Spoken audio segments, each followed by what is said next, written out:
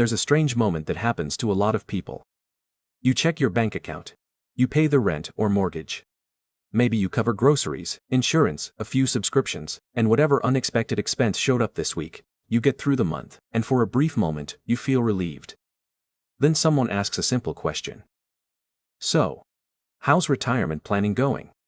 And suddenly, the relief disappears.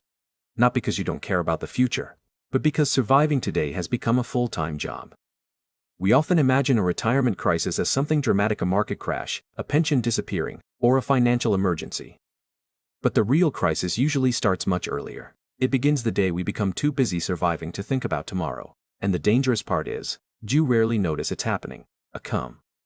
Most conversations about retirement focus on numbers. How much should you save? What's the ideal investment strategy? When should you start? Those are important questions, but they miss something much deeper. Retirement isn't only a financial challenge, it's a psychological one. Because human beings aren't naturally built to prioritize a version of themselves that doesn't exist yet.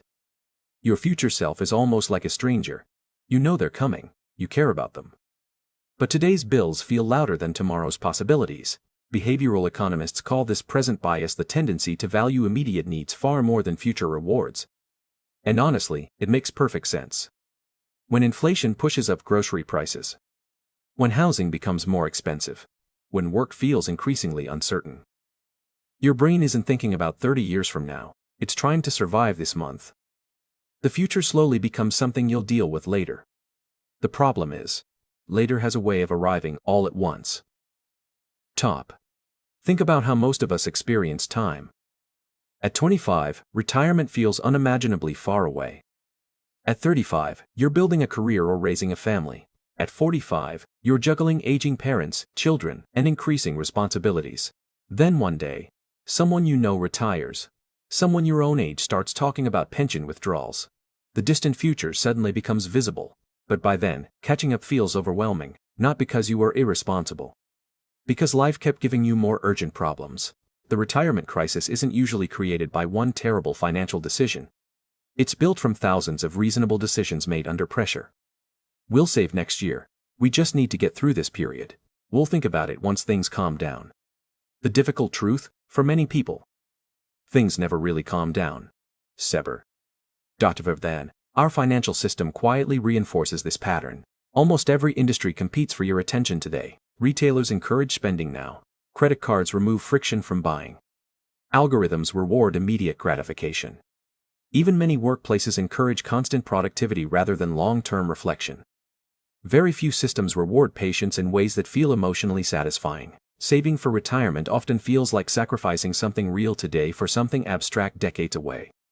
There's no applause, no instant feedback, no emotional reward. It's like planting a tree whose shade you'll experience years after you've forgotten planting it. And that's psychologically difficult, especially in a culture designed around immediacy. There's another layer that rarely gets discussed. Retirement isn't just about money. It's about identity. For decades, many people introduce themselves through their work. I'm a teacher. I'm an engineer. I'm a nurse. I'm an entrepreneur. Work becomes more than income. It becomes proof that we're useful, that we're contributing, that we're needed. So when people imagine retirement, they aren't only asking, will I have enough money? They're quietly asking, who will I be when nobody needs my job anymore? Sometimes that's a more frightening question than the financial one. Because financial insecurity and identity insecurity often travel together. This is why simply telling people to save more often doesn't change behavior. Information isn't the missing piece. Emotional certainty is. Imagine two people earning exactly the same income. One consistently saves. The other constantly postpones it. The difference isn't always discipline. Sometimes it's emotional bandwidth. One person has enough psychological safety to think about the future. The other is spending every ounce of mental energy managing uncertainty today. Financial stress narrows attention. Psychologists sometimes describe this as scarcity thinking. When resources feel limited, the brain naturally becomes consumed by immediate problems. It's incredibly difficult to think 30 years ahead when you're worried about making it to next month. That doesn't mean people are bad with money. It means they're human. But here's where the story begins to change. Because retirement isn't actually one giant decision. It's thousands of tiny conversations with your future self. Every contribution, no matter how small, sends a simple message. I haven't forgotten you. That changes the emotional relationship completely.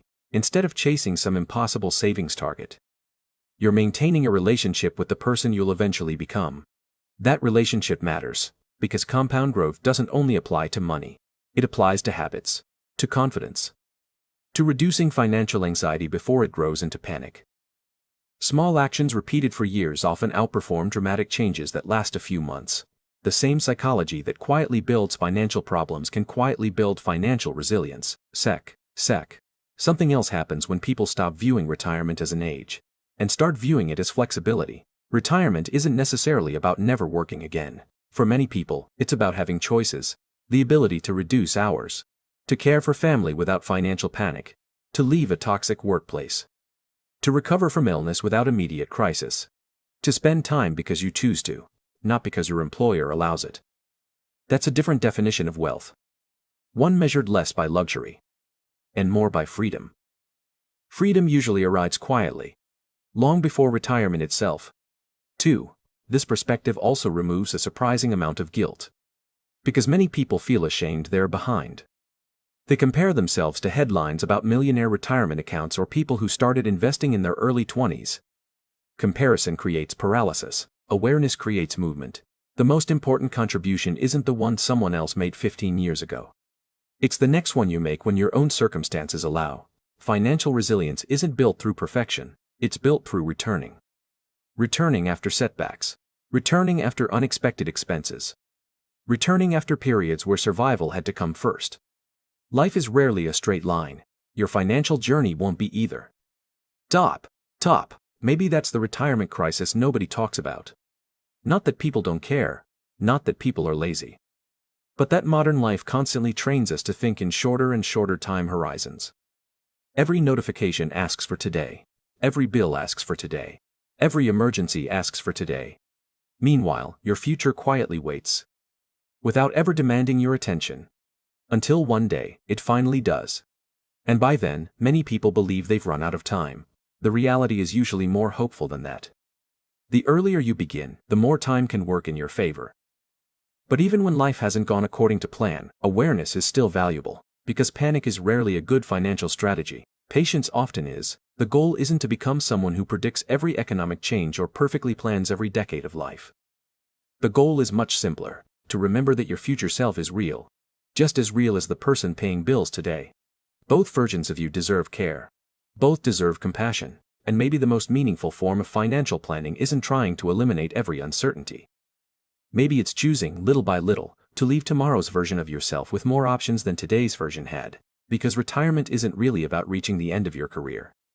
It's about reaching a point where your decisions are guided a little less by fear and a little more by freedom. That journey doesn't begin the day you retire. It begins the day you stop treating your future like a stranger.